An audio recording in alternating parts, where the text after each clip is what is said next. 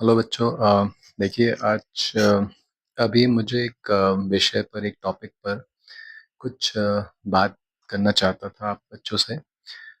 Topic NCERT का ही relevant topic है। Topic NEET के एग्ज़ाम के लिए बहुत इम्पोर्टेंस रखता है। सीयूईटी एग्जामिनेशन, क्योंकि बहुत सारे बच्चे अब सीयूईटी का एग्ज़ाम भी दे रहे हैं अलग अलग यूनिवर्सिटी के लिए ना। इवन और भी आगे चल के जो बहुत सारे एंट्रेंस एग्जामिनेशन होंगे उसके लिए भी ये टॉपिक बहुत ज़्यादा मायने रखता है। और इस टॉपिक का चुनाव इसलिए भी मैंने किया है क्योंकि मैं 2-4 दिन से एक टॉपिक पे वीडियो बनाने की सोच रहा था या एक आर्टिकल लिखने की सोच रहा था, लेकिन मौका भी नहीं मिल पाया। और वो आप सब जानते हैं कि पिछले दिनों न्यूज़ में जो रहा है, धराली उत्तरकाशी में जो एक डिज़ास्टर आई है, जो एक आपदा आई है, प्राकृतिक आपदा बोलिए, मैन मेड बोलिए, लेकिन इससे नुकसान हुआ है। और आने वाले समय में या इसके पहले भी हम अक्सर कहते रहते हैं, हम मतलब इकोलॉजिस्ट वार्न करते रहते हैं कि अगर बहुत ज़्यादा ह्यूमन इंटरवेंशन हुआ, बहुत ज़्यादा मानवीय क्रियाकलाप गतिविधियाँ बढ़ी, तो इस तरीके की जो आपदाएँ हैं, इनका रेट जो है वो बहुत तेज़ी के साथ बढ़ सकता है और बढ़ रहा है। तो आने वाले कुछ और टाइम में ऐसी आपदाएँ ना आएँ, हम तो उम्मीद ऐसी करते हैं। लेकिन अगर आ रही हैं तो इसके पीछे की वजह जानना भी ज़रूरी है।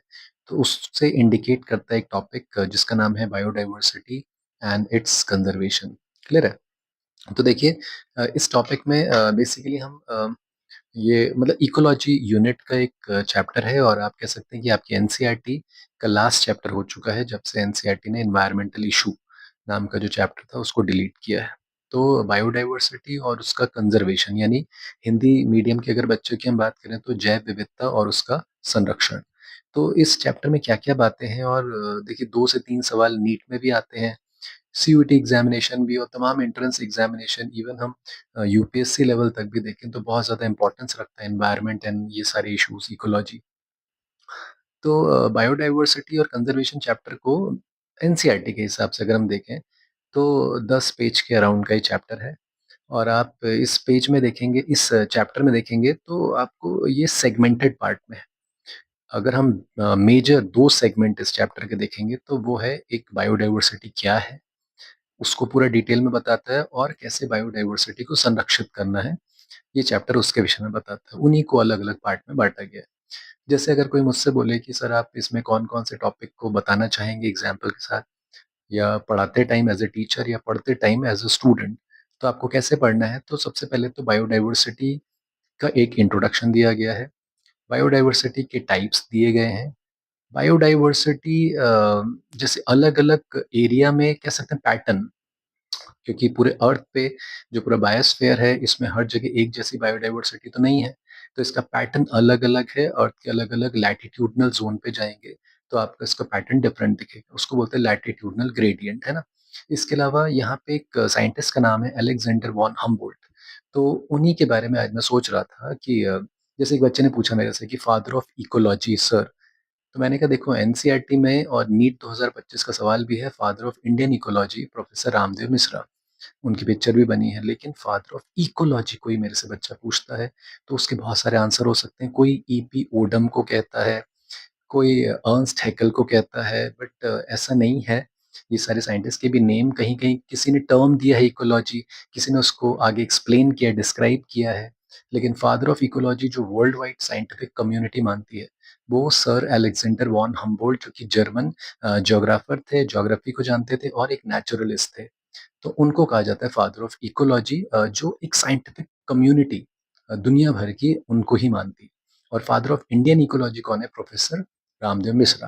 तो ये सब बेसिक बातें हो गई, फैक्ट्स है इस पूरे चैप्टर में। लेकिन इस चैप्टर में अगर मैं बोलूँ आपको कि इसके आगे जब आप जाते हैं तो एक बहुत अच्छा टॉपिक है, और वही जुड़ा है ये आपदा और डिजास्टर के साथ, कहते हैं लॉस ऑफ बायोडाइवर्सिटी, यानी आपकी जो जैव विविधता है, यानी जो वैरायटी ऑर्गेनिज्म की किसी पर्टिकुलर एरिया में, तरह तरह के फौना, तरह तरह के फ्लोरा, तरह तरह के माइक्रो ऑर्गेनिजम्स, इनकी वैरायटी को ही हम, इनके टाइप्स को हम क्या बुलाते हैं? बायोडाइवर्सिटी।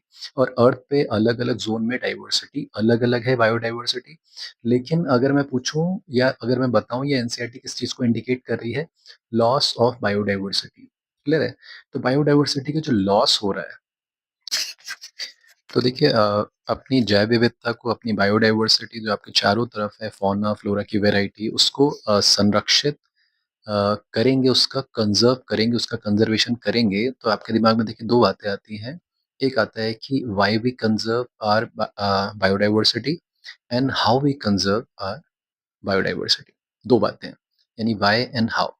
लेकिन उसके पहले आपको ये समझना पड़ेगा कि ये लॉस ऑफ बायोडायवर्सिटी किन-किन रीज़न की वजह से हो रहा है, किन-किन कारणों की वजह से हो रहा है। एनसीईआरटी ने प्रमुख मुख्यतः मेनली 4 रीज़न यहाँ पे दिए हैं, इनको ईवल क्वाड्रेंट कहा गया है। इसमें से सबसे जो मेन कारण है, मेन रीज़न है, जो मुख्य मुद्दा है वो है habitat loss and fragmentation first, है ना? और ये भी आता है कि उन 4 रीज़न में आपको सबसे मेन कारण अगर लिखने को आता है या ऑप्शन में आपको सेलेक्ट करने को आता है, तो आप कहेंगे हैबिटेट लॉस एंड फ्रैगमेंटेशन, है ना? वो बताऊँगा मैं एक्सप्लेन।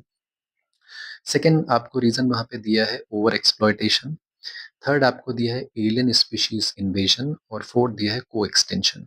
तो ये 4 प्रमुख कारण हैं जिसकी वजह से किसी एरिया में बायोडायवर्सिटी का लॉस होता है और इनको ईवल क्वाड्रेंट कहा गया है।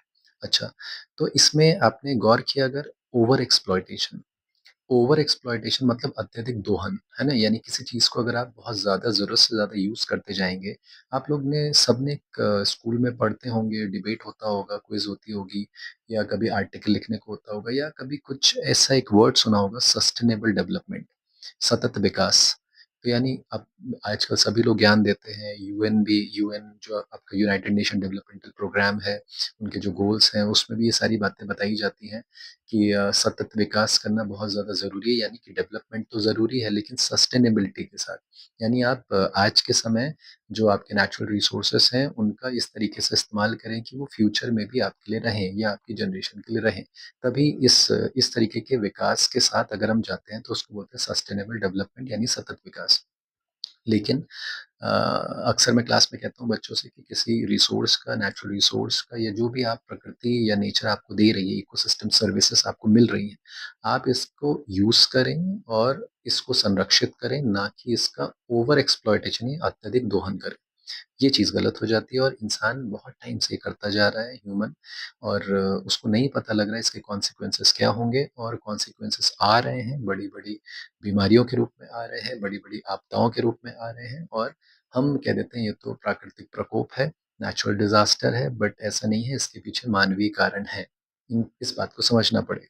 तो ओवर एक्सप्लॉइटेशन में एनसीईआरटी ने तो सिर्फ 2-4 डेटा दिए हैं कि like Steller sea cow, passenger pigeon, ये सब पहले होते थे लेकिन अब नहीं रहे due to human over exploitation, over intervention की वजह से ये सारे एक्सटिंक्ट हो चुके हैं। डोडो का नाम आप सुनते हैं, ये सारी चीज़ें।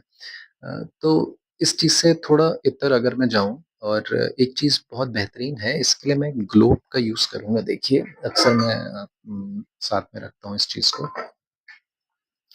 तो देखिएगा ये ग्लोब है ना? तो इसमें देखिए बहुत बेसिक सी चीज़ है, अक्सर बच्चा कहता है सर इकोलॉजी बहुत बोरिंग टॉपिक है। तो मैं उससे कहता हूँ देखिए उसके 2 कारण हैं। एक तो पहला जो मुख्य कारण मुझे लगता है कि आपकी 11th बच्चा पढ़-पढ़ के थक जाता है, 12th उसको पढ़नी पड़ती है, बोर्ड के एग्ज़ाम के लिए भी तैयारी करनी है, यूनिट 6 उसको पढ़नी, रिप्रोडक्शन इंटरेस्ट आता है। यूनिट 7 में इंटरेस्ट आता है, जेनेटिक्स है, इवोल्यूशन है। 7 में आते-आते ह्यूमन हेल्थ एंड डिज़ीज़ जो उसको लगता है पूरी लाइफ़ भर उसका काम आने वाली, बहुत अच्छे से पढ़ता है। माइक्रोब्स को थोड़ा-थोड़ा उसका डाउन होना शुरू हो जाता है, लेकिन जैसे यूनिट 9 आता है बायोटेक, वो फिर से एक्साइटेड हो जाता है और बहुत सारी न्यू टेक्निक के बारे में समझता है, बायोटेक के बारे में समझता है, लेकिन यूनिट 10 तक आते-आते उसकी उसकी एनर्जी खत्म हो जाती है। तो एक तो ये प्रमुख कारण है कि एंड में। दूसरा इसमें एनवायरनमेंट के बारे में है, तो अक्सर इसको बच्चा बॉटनी से रिलेट कर देता है और आपकी नीट ने इसको बॉटनी में ही रखा गया है, बट ऐसा नहीं है, ये आपसे रिलेटेड है। इसमें फ़ौना, फ्लोरा सब आते हैं, इवन माइक्रो ऑर्गेनिज़म्स भी आते हैं। तो आपको जब भी इकोलॉजी पढ़ें, तो मेरा ये सलाह है, सजेशन है कि इकोलॉजी जो है वो कॉम्बो है, कॉम्बिनेशन है, किन 2 चीज़ों का, ज्योग्राफी और बायोलॉजी का। तो आपको थोड़ा ज्योग्राफी का ज्ञान होना चाहिए भूगोल के विषय में, ज़्यादा नहीं है आपको कुछ, लेकिन इतना तो पता होना चाहिए ये जो अर्थ के बीच में इमेजिनरी लाइन है, ये इक्वेटर है, विषुवत रेखा है। इसके आपके ट्रॉपिक्स एरिया हैं, है ना? टेम्परेट ज़ोन है और पोल्स हैं, नॉर्थ पोल, साउथ पोल, ठीक है? तो ये आपको ज्ञान होना चाहिए और एनसीईआरटी ने बहुत सारी बातें इनसे रिलेट करके लिखी हैं कि ट्रॉपिक्स से यानी सॉरी इक्वेटर से पोल्स की तरफ जाने पर, इक्वेटर से पोल की तरफ जाने पर आपकी जो बायोडायवर्सिटी होती है वो डिक्रीज होती है, कम होती है, यानी ट्रॉपिक्स के आसपास जो आपको अलग-अलग जीवों की वैरायटी है, इनके टाइप्स हैं, ये आपको ज़्यादा संख्या में मिलेंगी। जैसे-जैसे आप पोल्स की तरफ मूव करेंगे, आपको डायवर्सिटी कम होने लग रही है। तो ये सारी बातें हैं। तो इस पे बेस भी बहुत सारी चीज़ें दी हैं, जैसे एक डेटा इस चैप्टर में दिया है कि जो वर्ल्ड का लैंड एरिया है ना? यानी कि पानी नहीं, लैंड एरिया है, उस टोटल लैंड एरिया का जो भारत, इंडिया रखता है अपने पास या कवर करता है, वो है 2.4%। टोटल लैंड एरिया जो वर्ल्ड का है, उसका 2.4% इंडिया का लैंड एरिया है। ऐसा इसमें डेटा लिखा गया है। लेकिन इंडिया के अंदर या इंडिया के पास जो बायोडायवर्सिटी का रेशियो है, कहा जाता है वो टोटल वर्ल्ड की बायोडायवर्सिटी का 8.1% है। तो आप सोचिए इंडिया एक इम्प्रेसिव बायोडायवर्सिटी शो करता है, फौना फ्लोरा की जो वैरायटी है वो 8.1% है टोटल वर्ल्ड वाइड, जबकि एरिया कवर कर रहा है 2.4%। तो इम्प्रेसिव कही जा सकती है, इसीलिए भारत को 12 मेगा डाइवर्सिटी में कंसीडर किया जाता है। इवन अभी नए स्टडी के हिसाब से 13 मेगा डाइवर्सिटी कंट्री हो चुकी है। अमेरिका का भी इसमें नाम है, इसमें चाइना भी है, इसमें वेनेजुएला भी है, कोलंबिया है, इसमें ब्राज़ील है, इसमें चाइना है, इसमें ऑस्ट्रेलिया है, इंडिया भी, ऐसे 13 कंट्री हो चुके हैं, लेकिन आपके में 12 मेगा डाइवर्सिटी के बारे में दिखाया गया है, लिखा भी हुआ है ना? और इंडिया में फिर ऐसे बताया गया है कि यहाँ पे प्लांट की 40,000 स्पीशीज़ हैं, यहाँ पे एनिमल्स की उसकी ट्वाइस हैं, मतलब 90,000 हैं। फिर कहा गया है कि प्लांट की बहुत सारी अनएक्सप्लोर है, अनडिस्कवर है, उतनी एनिमल्स की भी हैं। फिर कहा गया है कि एक साइंटिस्ट का नाम है रॉबर्ट मे। रॉबर्ट मे का साइंटिफिक एस्टिमेटेड डेटा ये कहता है कि वर्ल्ड वाइड साइंटिफिक एस्टिमेशन के हिसाब से 7 मिलियन स्पीशीज हो सकती हैं, जिसमें से आपको डिस्क्राइब जो है वो है 1.7 से 1.8 मिलियन। तो ये अभी तक जितनी डिस्क्राइब्ड हो चुकी है बाय द टेक्सोनॉमिकल एनालिसिस, ये टोटल का सिर्फ आपको 22% पता है, जबकि आप 78% स्पीशीज जो कि अनएक्सप्लोर हैं, अनआइडेंटिफाइड है, टेक्सोनॉमिकली अभी डिस्क्रिप्शन जिनका नहीं मिला है, उनको एक्सप्लोर करना, उनको डिस्कवर करना बाकी है। और फिर उसी के नीचे एक लाइन बहुत अच्छी लिखी है कि नेचर की जो बायोलॉजिकल लाइब्रेरी है वो बर्न हो रही है, और जब तक हम इसकी लाइब्रेरी में रखी हुई स्पीशीज को, यानी जो प्रकृति की लाइब्रेरी है उसमें जो स्पीशीज हैं उनको बुक्स माना गया है, और प्रकृति को एक जो नेचर है उसको एक लाइब्रेरी कहा गया है। तो नेचर की जो लाइब्रेरी है वो बर्न हो रही है, जल रही है, और ये जब तक इसके बारे में जानेंगे, इसको कैटलॉग करेंगे, तब तक बहुत सारी स्पीशीज एक्सटिंक्ट हो चुकी होंगी।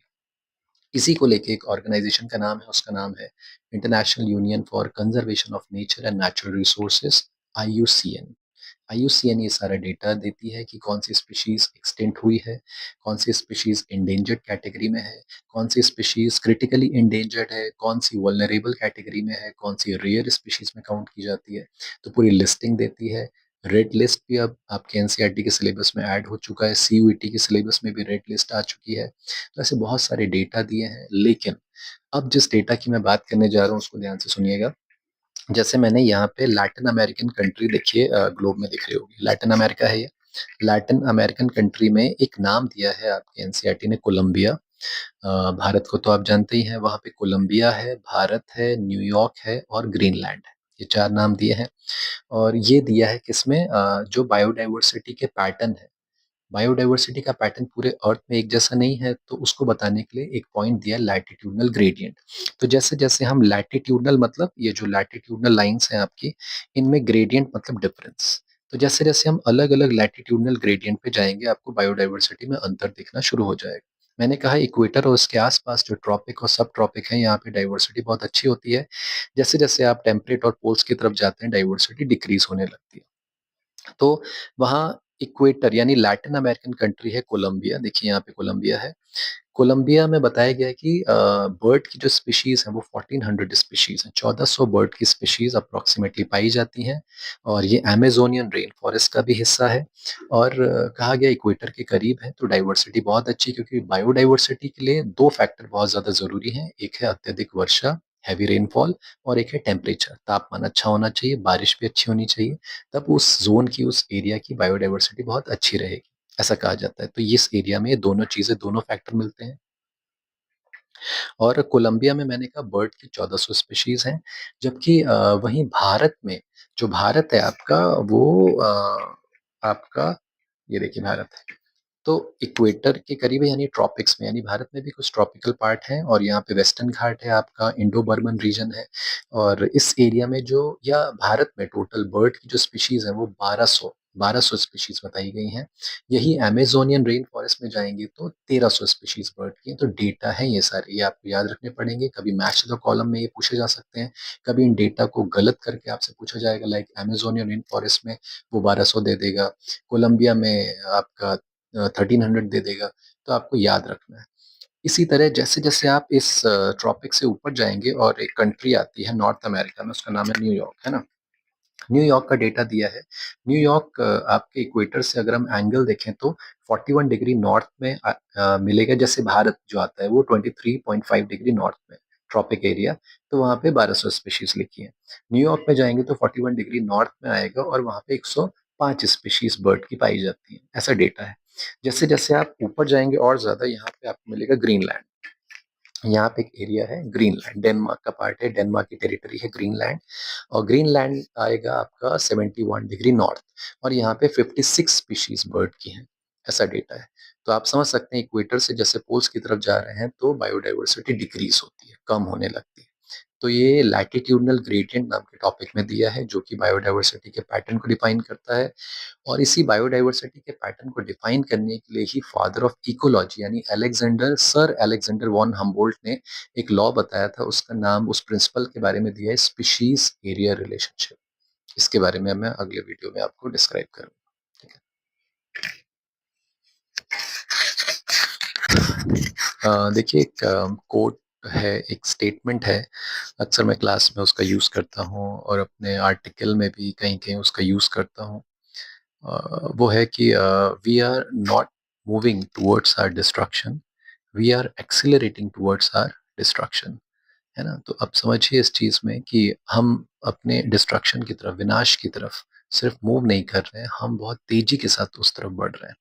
तो इस चीज को समझिए आप। और जो नेचर है, नेचर को आप सिर्फ एक ही चीज दे सकते हैं, वो है उसका संरक्षण, है ना। क्योंकि जब आपको इकोसिस्टम या नेचर कोई सर्विसेज प्रोवाइड कराता है तो आपका भी कर्तव्य है कि उसको बदले में संरक्षित किया जाए, उसको कंजर्व किया जाए। ठीक है।